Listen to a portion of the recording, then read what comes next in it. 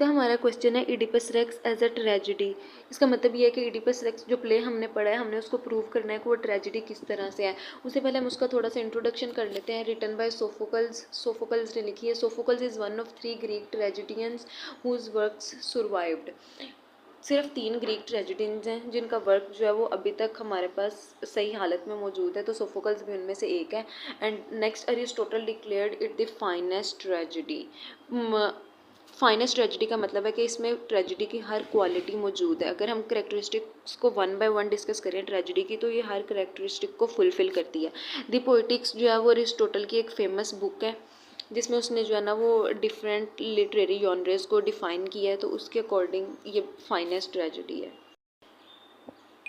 Next हम discuss करेंगे what is tragedy. Tragedy है क्या? Story of human sufferings that moves from happy to sad and serious ending. ये सबसे main point है, happy to sad and serious ending. इसका मतलब ये है कि जो हीरो है वो एक हैप्पी एंड ब्लिसफुल लाइफ गुजार रहा होगा, लेकिन उसकी लाइफ में कोई मिस्ट्री आएगी, कोई ऐसा इंसिडेंट होगा जो उसकी हैप्पीनेस को सैडनेस वाले फेज में कन्वर्ट कर देगा। Should have serious tone and language. Tragedy की टोन और लैंग्वेज हमेशा सीरियस और एलिवेटेड होनी चाहिए, उसमें कोई भी कॉमिक लैंग्वेज यूज़ नहीं होनी चाहिए। Protagonist of story belongs to upper class of society.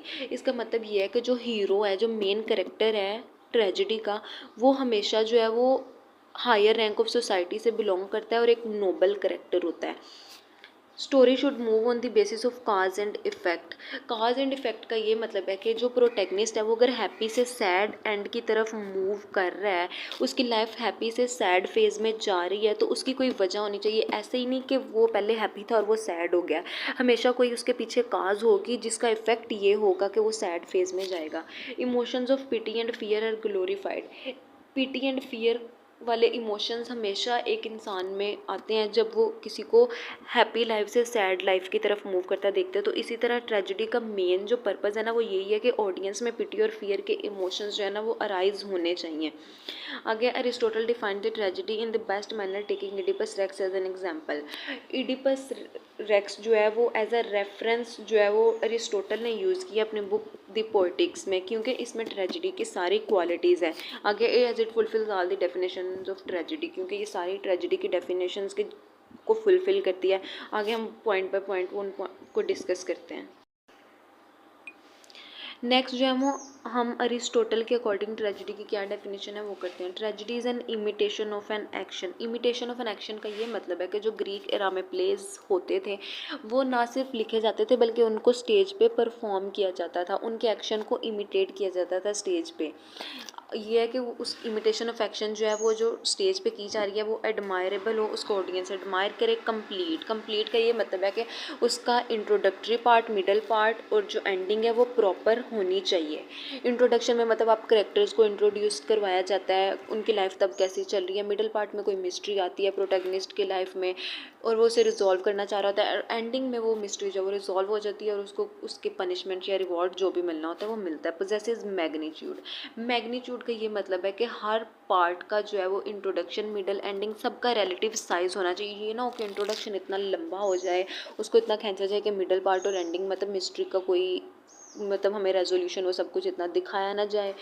सब कुछ जो है वो पहले से रिलेटिव साइज में होना चाहिए। इंट्रोडक्शन इतना होगा, मिडल पार्ट इतना होगा और एंडिंग इतनी होगी। In language made प्लेयरेबल।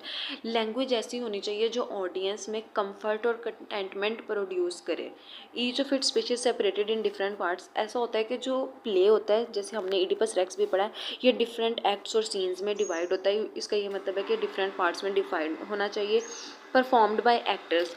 इस ट्रेजिडी को एक्टर्स परफॉर्म करें, नॉट थ्रू नरेशन। ये ना हो कि हमें सारा कुछ बयान किया जा रहा हो कि ये वाला एक्टर ये कर रहा है, ये कर रहा है, ये बोलना चाह रहा है। नरेट नहीं किया जाए, वो एक्टर्स खुद परफॉर्म करें, effecting through pity and fear. और उनके एक्शन से हमारे जो ऑडियंस हैं उनमें पिटी और फियर के इमोशंस अरोज होने चाहिए। नेक्स्ट हम देखते हैं कि प्लॉट ऑफ ट्रेजेडी कैसा होना चाहिए और इडिपस रेक्स जैसा वो प्लॉट होना चाहिए उस चीज़ को फुलफिल करता है कि नहीं। Plot well knitted and well integrated होना चाहिए, मतलब सारे सीन्स और एक्ट्स एक दूसरे के साथ कंबाइंड होने चाहिए। Logical and inevitable sequence of events, इसका मतलब ये है कि जो इवेंट्स हैं वो लॉजिकली ग्रो करने चाहिए। Next scene should arise from the previous one, तो हर सीन जो है वो पिछले से राइज करना चाहिए, उसका पीछे वाले के साथ कनेक्शन होना चाहिए। ये ना हो कि आगे कुछ हो रहा है और हम कहीं उसका आगे पीछे हमें कुछ नज़र ना आए एक्शन में। Not a single scene can be deleted from the action of tragedy, कि कोई भी सीन हम डिलीट ना कर सके। अगर हम किसी भी सीन को डिलीट करें तो एक्शन ऑफ ट्रेजेडी जो है वो कंप्लीट ना हो, क्योंकि एक्स्ट्रा चीज़ जो है वो एक्शन में नहीं होनी चाहिए। हर चीज़ कंसाइज्ड वे में एक्शन ऑफ ट्रेजेडी में होनी चाहिए। और इडिपस रेक्स भी बेस्ट कंस्ट्रक्टेड प्लॉट है वर्ल्ड का, इसे डिक्लेयर किया गया कि बेस्ट कंस्ट्रक्टेड प्लॉट है, क्योंकि ये बिल्कुल जो है वो किंग ऑफ थीव्स इडिपस जो है उसके किंगडम में एक बीमारी फैलती है प्लेग्स, उसकी मिस्ट्री से शुरू होता है। वो उसको प्लेग की मिस्ट्री को सॉल्व करना चाहता है और उसकी लाइफ की मिजरी पे आके एंड होता है कि उसकी वजह से ये सब कुछ आया था। और कोरागोस जो है वो उसे इस तरह सेंड करता है, presume on his good Fortune until he find a life at his death a memory without pain।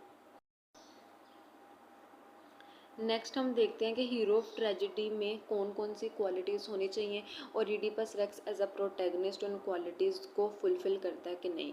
Belongs to higher rank of society, ये वाली फुलफ़िल करता है कि इडिपस रेक्स भी हायर रैंक ऑफ सोसाइटी, वो एक बादशाह का बेटा है। अगर हम उसका जो पोलिबोस है वो उसका फादर था, अगर हम उसको भी देख लें तो वो भी किंग है।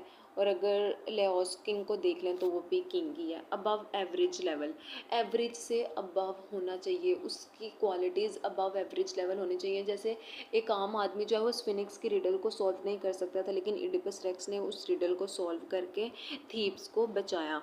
Beliefs in his power and proud to his elevated character, उसका करेक्टर तो एलिवेटेड होता है लेकिन वो अपनी पावर्स में बिलीव करता है, वो समझता है कि हाँ मैं वाकई सुपीरियर हूँ। जैसे फिनिक्स की रिडल उसने सॉल्व की थी तो उसके बाद उसमें वो आ गया था कि हाँ मैंने ये तुम लोगों को सॉल्व किया और मैंने तुम लोगों को बचाया है। और अरिस्टोटल ने जो है वो ट्रेजिक हीरो को ऐसे डिफाइन किया है कि वो एक नोबल बर्थ का मैन है जिसमें पोटेंशियल है ग्रेटनेस का, कि वो कोई भी ग्रेट काम कर सकता है, लेकिन जो है वो डेस्टिनी उसे जो है वो उसका फॉल लेकर आती है। और इडिपस जो है वो नोटेबल ट्रेजिक करेक्टर है, इट मीन्स कि सब उसको जो है वो ट्रेजिक करेक्टर का प्रोटैगनिस्ट मानते हैं, उसमें सारी क्वालिटीज़ हैं। और अरिस्टोटल ने भी अपनी बुक पोइटिक्स में इसको जो है वो ट्रेजिक हीरो की क्वालिटीज़ इसका रेफरेंस देके बयान किए हैं।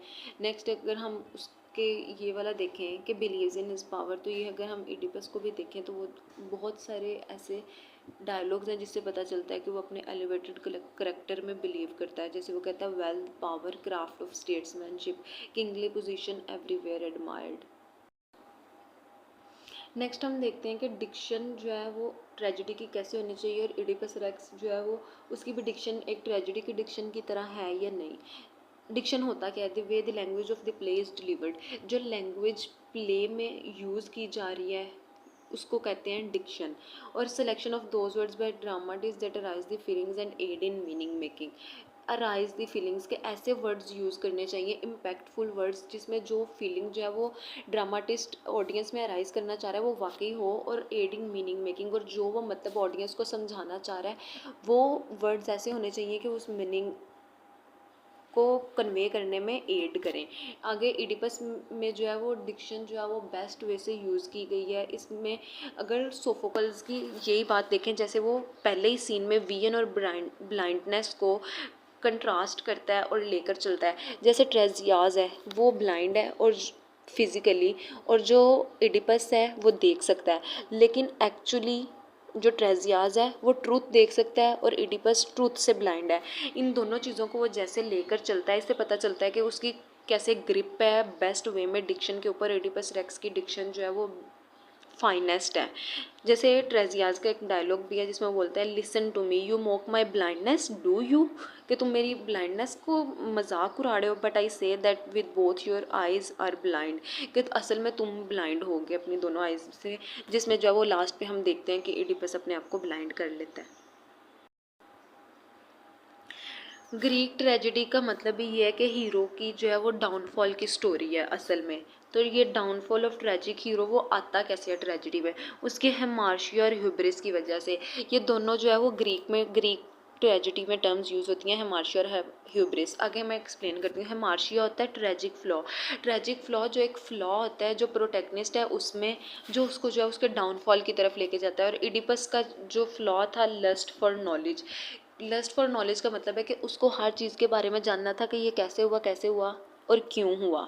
कभी कभार कुछ बातें छुपी रहें, जैसे इडिपस की बर्थ के बारे में अगर छुपा रहता कि उसने आके अपनी माँ से शादी कर ली है और वो लेओस का ही बेटा था, तो अगर ये ट्रूथ वो जानने की कोशिश ना करता तो ये उस ट्रेजिक एंड उसका ना लेकर आता। लेकिन जो कैस्टा उसे मना भी करती है कि तुम ऐसा मत करो, लेकिन इडिपस कहता है the truth must be made noun, कि ट्रूथ को जो है वो सबके सामने आना चाहिए और मुझे भी पता चलना चाहिए, जो उसका डाउनफॉल लेके आता है। नेक्स्ट है ह्यूब्रिस। ह्यूब्रिस होता है प्राइड एलिमेंट।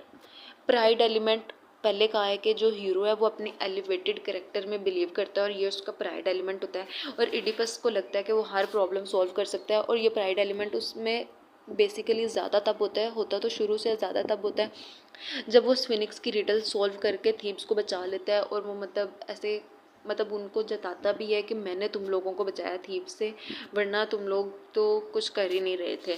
तो जो कैस्टा भी जो है वो उसे मना करती है इन चीज़ों से, लेकिन वो अपने प्राइड में बहुत ज़्यादा होता है कि वो सब कुछ सॉल्व कर सकता है, वो सारे मसले सॉल्व कर सकता है। जैसे वो एक डायलॉग भी है उसका, Oedipus I Oedipus who beer the famous name. Tragedy का जो बेसिक पर्पस है वो ऑडियंस में कैथारसिस प्रोड्यूस करना है। अरिस्टोटल की भी जो हमने डेफिनेशन देखी है उसमें भी एंड पे ये है कि पिटी और फियर के इमोशंस अरोज होने चाहिए। बेसिकली पिटी और फियर के इमोशंस का जो अराउजल है ऑडियंस में उसी को कैथारसिस कहते हैं। तो ये परगेशन ऑफ इमोशंस के वो प्योरीफाई हुए इमोशंस होने चाहिए जो ऑडियंस में अराइज होने चाहिए। Downfall of protagonist produce the catharsis, क्योंकि जो प्रोटैगनिस्ट है ना वो ना ही बिल्कुल अच्छा इंसान है ना बुरा इंसान है, लेकिन उसके साथ जो होता है वो बुरा होता है। तो ये जो डाउनफॉल उसका आता है ना वो जो है वो ऑडियंस में कैथारसिस प्रोड्यूस करता है, उसके लिए वो पिटी फील करते हैं। There are lot of dialogues in last scene that arouses emotions of pity and fear. Last scene में जब उसको ट्रूथ का पता चल जाता है तो इडिपस की बहुत सारी बातें होती हैं, वो इस तरह से बोलता है जो कैस्टा की भी, जिससे हमें पता चलता है कि जिससे ऑडियंस में बेसिकली कैथारसिस प्रोड्यूस होता है। जैसे वो अपनी आंखों को जब वो ब्लाइंड कर लेता है जो कैस्टा की पेन से, तो वो ऑडियंस के लिए कैथारसिस ही प्रोड्यूस्ड होता है। और पोरागोस उसको बाद में इस तरह से एक्सप्लेन करता है, dreadful indeed for man to see, never have my own eyes looked on sight so full of fear.